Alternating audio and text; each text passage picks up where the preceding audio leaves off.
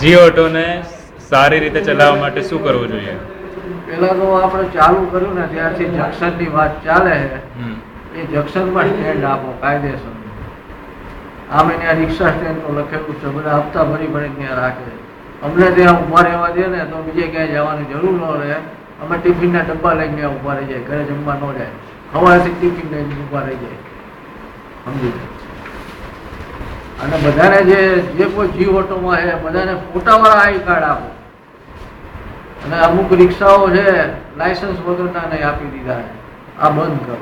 કાયદેસર ચલાવવું હોય તો કાયદેસર કરો. બીજું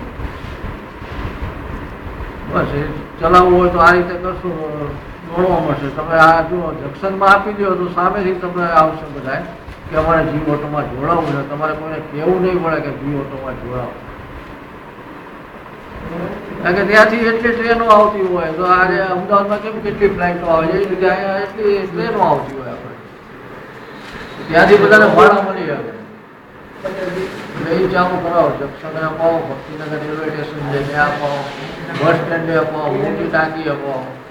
આપણે જે પેસેન્જર છે એનો શું અભિપ્રાય છે?